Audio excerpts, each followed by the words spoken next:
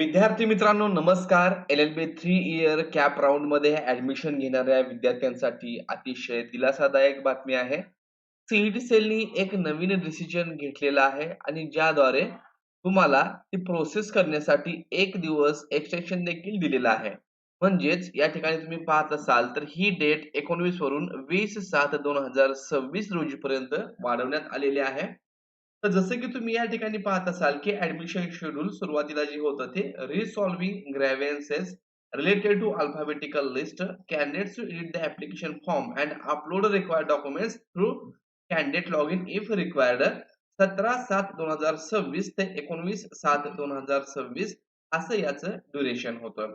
परंतु आता हे वाढवून हे एक नवीन सर्क्युलर काढलेलं आहे. त्याद्वारे ग्रॅव्हियन्स पिरियड हा एक्सटेंड केलेला आहे आणि आणखीन एक महत्त्वाची अनाउन्समेंट या ठिकाणी सीईटी सेलनी केलेली आहे. तर ही अनाउन्समेंट काय आहे आणि विद्यार्थ्यांना याचा फायदा काय होणार आहे आणि कोणाला फायदा होणार आहे, याविषयीची माहिती आपण या व्हिडिओमध्ये पाहणार आहोत. तर मित्रांनो, मी प्राध्यापक डॉक्टर वैभव इंगळे आणि तुम्ही पाहताय इन्फॉर्मेशन कट्टा. तर मित्रांनो, आपण जेव्हा या नवीन नोटिफिकेशन वरती क्लिक करू, तर या ठिकाणी तुम्ही पाहत असाल, मी या ठिकाणी याला झूम करून डाउनलोड करून त्यानंतर आपण ओपन करूयात. म्हणजे आपण चांगल्या प्रकारे त्याला रीड करू शकू. तर इथं पहा, हे नोटीस 17 जुलै 2026 रोजीच आलेली आहे. तर एल-एल-बी 3 वर्ष केंद्रीभूत प्रवेश प्रक्रिया कॅप 2026-27 गुणपत्रिकेऐवजी ऑनलाईन निकालपत्र अपलोड करणे व तक्रार निवारण कालावधी वाढविण्याबाबत. शैक्षणिक वर्ष 2026-27 साठी एल-एल-बी 3 वर्ष अभ्यासक्रमाच्या केंद्रीभूत प्रवेश प्रक्रिया कॅपमध्ये सहभागी होणाऱ्या उमेदवारांच्या हिताचा विचार करून खालीलप्रमाणे सूचना देण्यात येत आहेत. तर काय सूचना दिलेली आहे?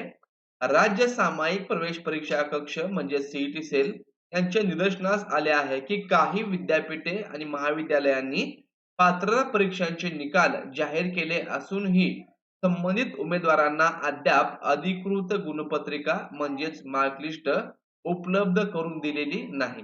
अशा परिस्थितीत संबंधित उमेदवारांना संबंधित विद्यापीठ किंवा महाविद्यालय किंवा संस्थेच्या अधिकृत संकेतस्थळावरून डाउनलोड केलेले ऑनलाईन निकालपत्र, त्यालाच आपण तात्पुरता निकाल लेजर प्रिंट म्हणतो, online result sheet, provisional result, हे संबंधित संस्था, महाविद्यालय किंवा विद्यापीठाच्या प्रमुखांच्या स्वाक्षरी व शिक्क्यासह प्रमाणित करून आवश्यक कागदपत्र म्हणून अपलोड करण्याची परवानगी देण्यात येत आहे.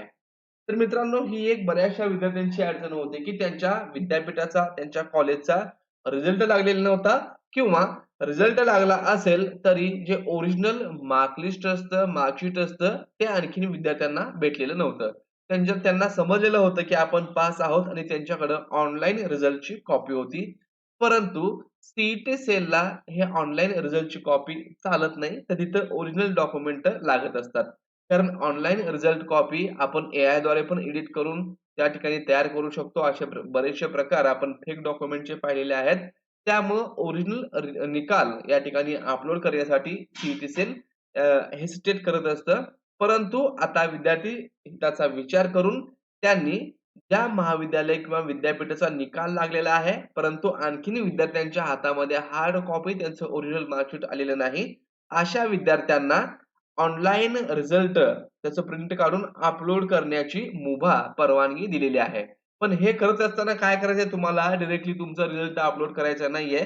तर तो प्रिंट काढायचा आहे ऑनलाईन रिझल्ट. त्याच्यावरती तुमच्या महाविद्यालयामधील किंवा विद्यापीठामधील जे काही हेड असतील, प्रमुख असतील, तर तुम्ही कॉलेजमध्ये गेलात तर त्या कॉलेजचे प्रिन्सिपल तिथले हेड असतात. तर त्यांचा त्यावरती सही घ्यायची आणि कॉलेजचा शिक्का घेऊन ते तुम्हाला त्या ठिकाणी प्रमाणित करून घ्यायचंय आणि मग तुम्ही ते अपलोड करू शकता. जर तुम्ही आणखी तुमचा रिझल्ट आला नाही म्हणून तुमचं डॉक्युमेंट रिजेक्ट झालं असेल किंवा तुम्ही फॉर्म भरलेला नव्हता, तर अशा वेळेस तुम्ही तुमचा फॉर्म आता तो एडिट करू शकता आणि त्या रिझल्टच्या ठिकाणी हा ऑनलाईन रिझल्ट तुम्ही अपलोड करू शकता. आणि आणखीन एक या ठिकाणी पहा, त्यानुसार रिझॉल्व्हिंग grievances related to alphabetical list या प्रक्रियेसाठीची मुदत दिनांक 20 जुलै 2026 रात्री 11:59 वाजेपर्यंत वाढविण्यात येत आहे. सर्व उमेदवारांनी वाढीव मुदतीचा उपयोग करून खालील कार्यवाही पूर्ण करावी. मग ही जी 19 तारखेची डेट होती ती 1 दिवस एक्सटेंड केलेली आहे आणि 20 तारखेपर्यंत आपल्याला आता वेळ भेटणार आहे. याच्यामध्ये आपण काय करू शकतो? अर्जामध्ये दुरुस्ती करू शकतो म्हणजेच एडिट करू शकतो. आपला फॉर्म एडिट कसा करायचा आहे याविषयीचा व्हिडिओ ऑलरेडी आपल्या चॅनलला आहे. तुम्ही तो पाहिला नसेल तर पाहून घ्या. त्याची लिंक मी तुम्हाला डिस्क्रिप्शन बॉक्समध्ये आणि वरती आय सेक्शनमध्ये दिलेली आहे. मग हे एडिट सगळ्यांनीच करायचं आहे का? नाही. तुमचा फॉर्म सर्व ओके आहे तर तुम्हाला गरज नाही. म्हणून इथं लिहिलंय की आवश्यक असल्यास. ज्यांचं काही चुकलंय, ज्यांचं डॉक्युमेंट रिलेटेड डिस्क्रिपन्सी आलेली आहे किंवा त्यांच्या नावामध्ये चुकून एखादं स्पेलिंग मिस्टेक झालंय, काही जरी चूक झाली असेल, तर तुम्ही त्याच्यामध्ये या ठिकाणी एडिट करू शकता. आता काही विद्यार्थ्यांचे असे पण प्रॉब्लेम आहेत, की त्यांच्याकडे कास्ट व्हॅलिडिटी वगैरे नसल्यामुळं, त्यांनी अप्लाय केलं नसल्यामुळं, त्यांचा फॉर्म ओपनमध्ये कन्सिडर केला गेलेला आहे. तर ते देखील आता त्यांची कॅटेगरी वगैरे चेंज करून या पिरियडमध्ये घेऊ शकतात. दुसरं आहे कागदपत्र, आवश्यक कागदपत्रे अपलोड करणे. तुमच्याकडे जी कागदपत्र पूर्वी नव्हती किंवा पूर्वी फक्त तुमच्याकडे ॲप्लिकेशनचं सर्टिफिकेट होतं, पावती होती. आता मात्र ओरिजिनल सर्टिफिकेट आलेलं आहे, तर तुम्ही ते ओरिजिनल अपलोड करू शकता.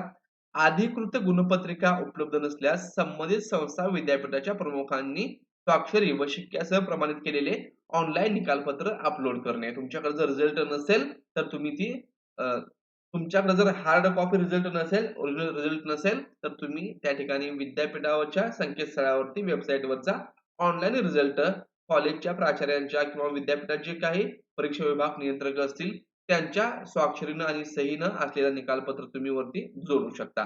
तर मित्रांनो, ही अतिशय दिलासादायक आणि महत्त्वपूर्ण अपडेट होती. याचा नक्कीच तुम्हाला फायदा होईल. मित्रांनो, व्हिडिओ कसा वाटला? व्हिडिओच्या कमेंट बॉक्समध्ये सांगा.